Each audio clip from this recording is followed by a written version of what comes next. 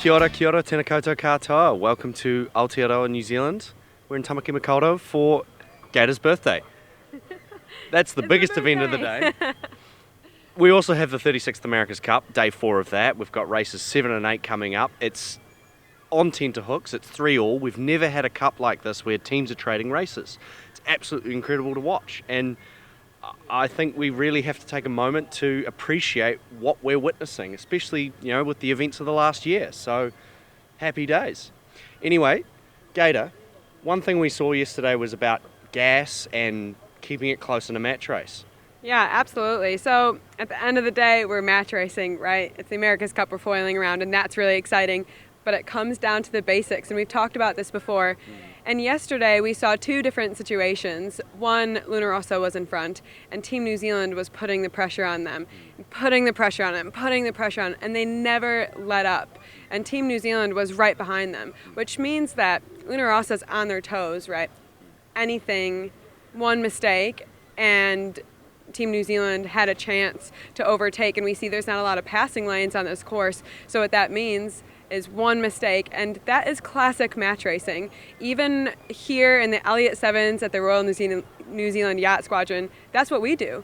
If we're behind, we try to force an error. We stick with them, and we just put the pressure on, maybe start attacking duel, which might be a little easier in the sevens, but that is trying to force something out of them. But in the second race, we saw Team New Zealand in front, and man, they just extended. And they gave it some jandal and just ripped.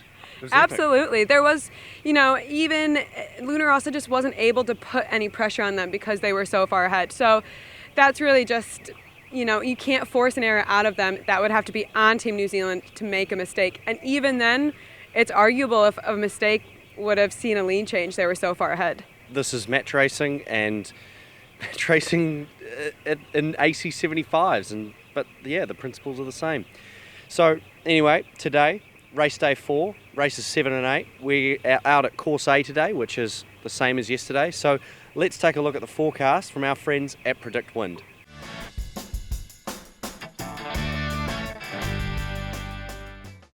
So the synaptic situation today, we still have that high pressure builds over the North Island, and the winds are east 4 to 8 knots backing to the east-northeast, so maybe some delays to racing, but hopefully we'll get off on time. Yeah, and it's sunny again, and it's going to be 24 degrees, and we've got this really hot volcanic rock, so I think we're going to see another situation like yesterday where we've got a bit of a microclimate that comes in and gets some racing away.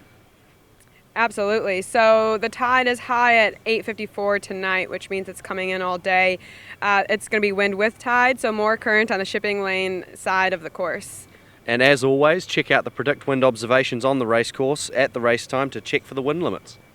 So we've got another light day ahead, and it's quite interesting to not have the prevailing southwest at any point in this America's Cup, but, this is the wind, this is sailing.